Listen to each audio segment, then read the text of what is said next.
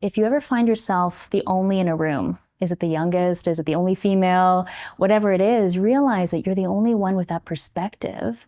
Right. And you've got an opportunity and maybe even a duty to share that perspective with the room in a tactful way.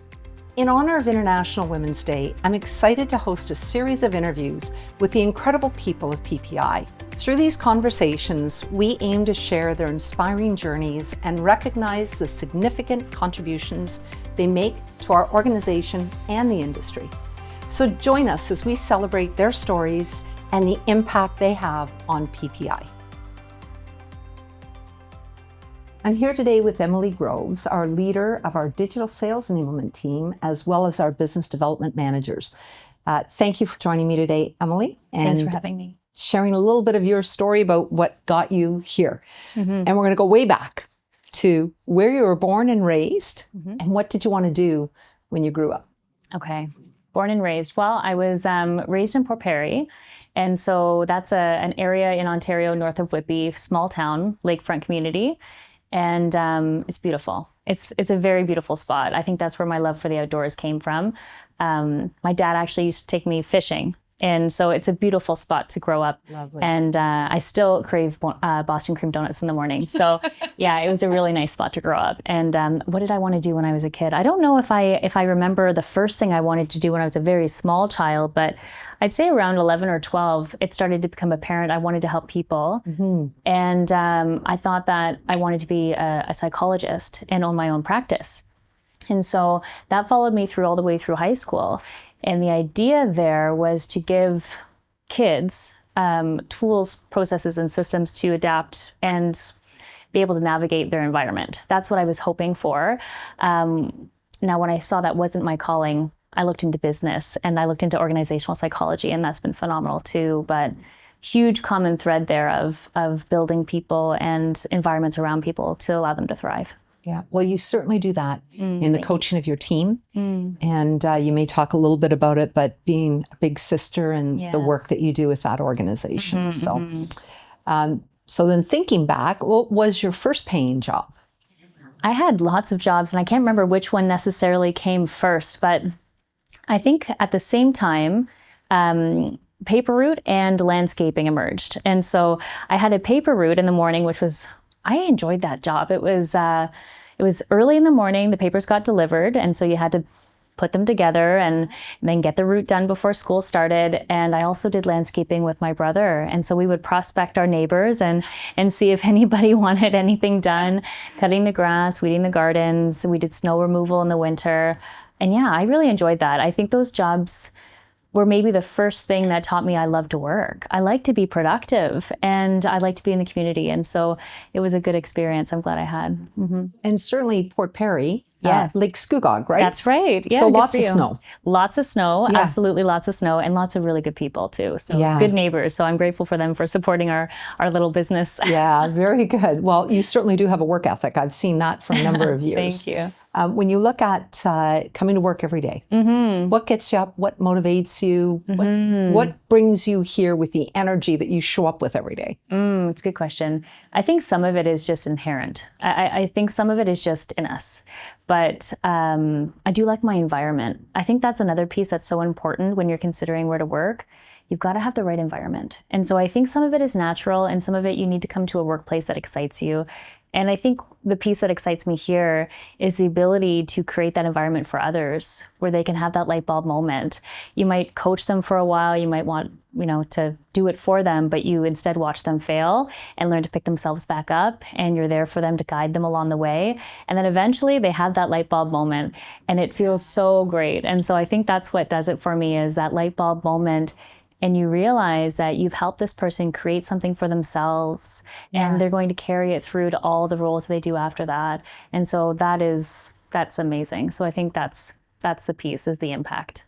So you have a busy schedule. You're a mom, daughters in dance. Yes. You lead a very important part of the PPI organization. Yes. You have your own volunteer work that you do with Big Sisters. Yes. So how do you manage your personal and your professional life? It's a good question. I hear balance being used a lot, and I think that's a misnomer, at least in my life. Yeah. I always hear balance as if it's a destination. Yeah. And for me, it's never static.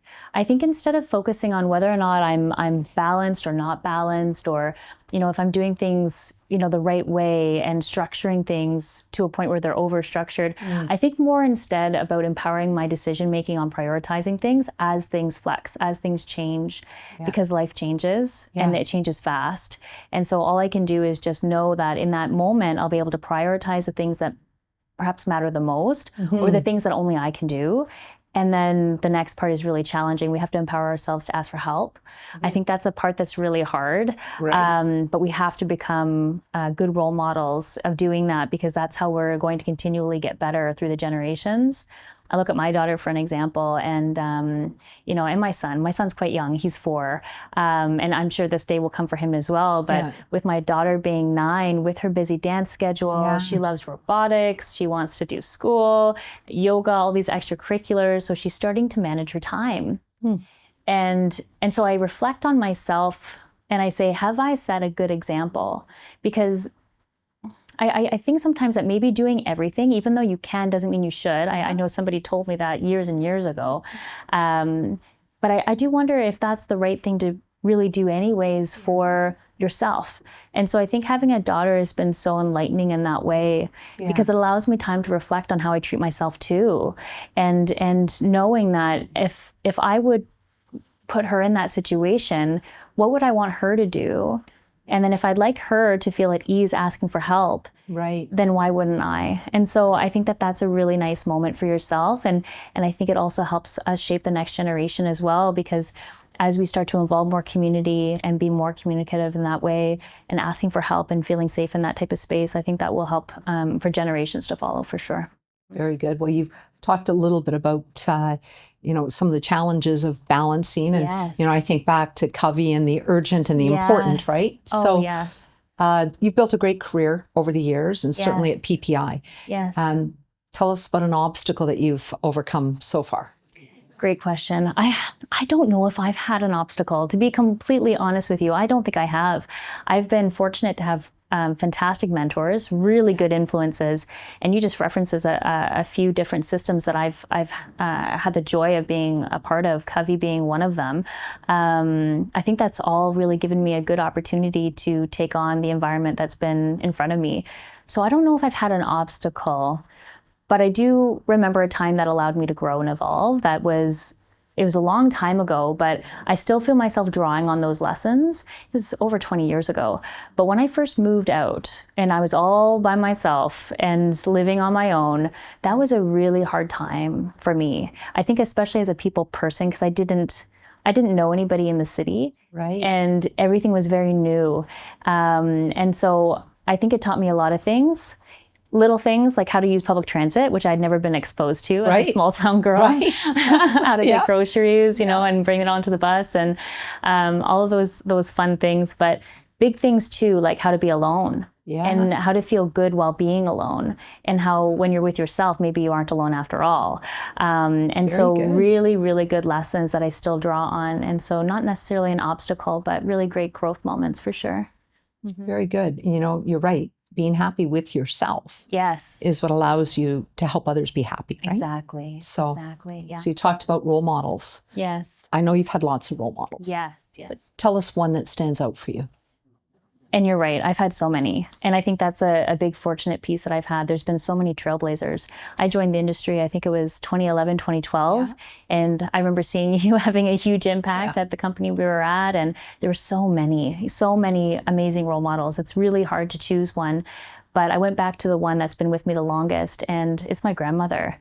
And she's phenomenal. So she's 95, and she is tough as nails. And she was a farm girl, hard worker. She loved fine things, and she was goofy. She was silly. And so she'd say, "Oh, the dishes can wait. Let's go out and play." And she would play with us. She never sent us out by ourselves. She'd come out and play baseball with us. Isn't that wonderful? She was fantastic. She had a huge amount of energy and just a love for kids. And she did what she preached. Like there were so many times where she would ask us to do something and you saw her doing it too. Right. Even when it was tough. And so I remember that. And I'd say that she was for sure my role model. That's beautiful. And she's still with you. Yes. That's amazing. Just had dinner with her the other night. Lovely. Lovely. I love it that you said she's fun though. And you know what? She put you, your family first. Yes, absolutely. Dishes can wait. Yeah, it's very good. Yeah, my mom used to say, "Oh, the laundry will get dirty again. Don't worry about it. It'll still be right. there." So, exactly. So think of young people starting their careers. Yes. What advice do you have for them? I think it's tough for young people now. I guess it's tough for every generation, but there's so much information. I think that that's something that really comes to my mind when I hear that question. There's so much information, whether it's on Instagram, TikTok, so many different platforms, Facebook. We were just naming off a few, Headway, all these books. Yeah. I was in Indigo the other day. The self-help books are endless now. And I think that there's a lot of information about what we should be and how we should behave. And for a young person who's still in the stage of finding themselves, I think that's particularly challenging because there's so much information about how to be what you're supposed to be. And I think that, I guess my advice would be don't lose your thumbprint and don't lose your opportunity to find it. And so I think that that's something really big that we need to keep in mind with our young people. Yeah. Yeah. And maybe secondly, I would say, remember, difference is power.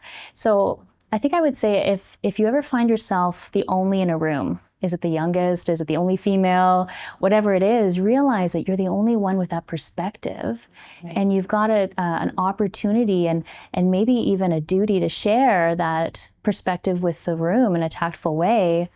And then once you do, I think we should listen to understand, not to respond, and really take that in and allow yourself to be shaped over time. And not necessarily overnight with all the information that's going to be inundating you, but just allow it to happen over time and use your perspective as a filter and allow things that don't resonate to bounce off and then allow things that do resonate to take hold. Well, that's some really great input. And I can see how you really enjoy the differences of your own team. Oh, yes. And I've seen your team thrive under you. Thank you. Because of their differences. Yes. And accepting and developing them. And your kids are going to do well because of that perspective as well. Thank you. Thank you so much. Very welcome. So what do you want to be remembered as? By? Yeah. What's your legacy? Yeah, I love this question. I actually reflect on this quite a bit. And I think one thing for sure that keeps coming to my mind is I want to be seen as fair. Even when decisions have to be made quickly sometimes with very little information, I do want people to remember me as looking at all different viewpoints and being able to understand them and doing my best to come to a fair decision.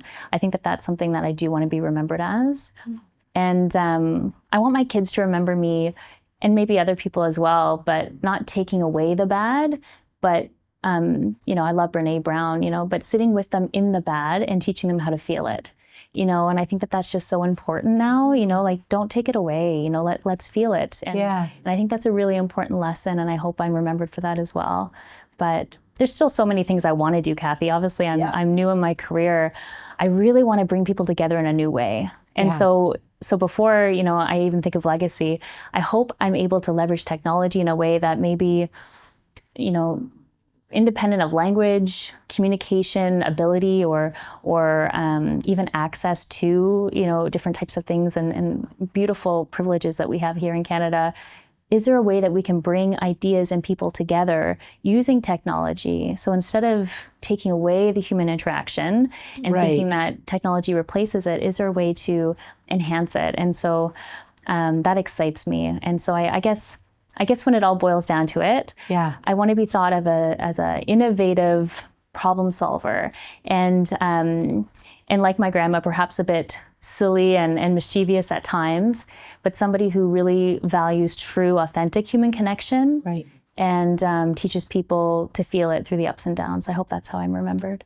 Wow. Well, I'm sure you will be. And I love that you said, making decisions and they're fair, and they're not always equal. That's right. And, solid decisions are often fair, but not equal. Exactly. Maybe just touch on a little bit about the work that you've done and why you've done the work that you do with Big Sisters. I love the Big Brothers Big Sisters program. I first got involved with them over 10 years ago, I guess. And so I was looking to have an impact with young people. And so I think that's because I always wanted to have an impact with young people, someone who is struggling and they just needed a safe place. And so that's what brought me to Big Brothers Big Sister, is saying, I'm a safe place and I want to provide that for somebody, and I'm consistent. And so I met this beautiful, amazing human being. And so she was 7 when I met her, and I'm seeing her again tonight. And she's now over 18 years old. She's going to be 19 in March. Wow. And so she's a big sister to my 2 kids now.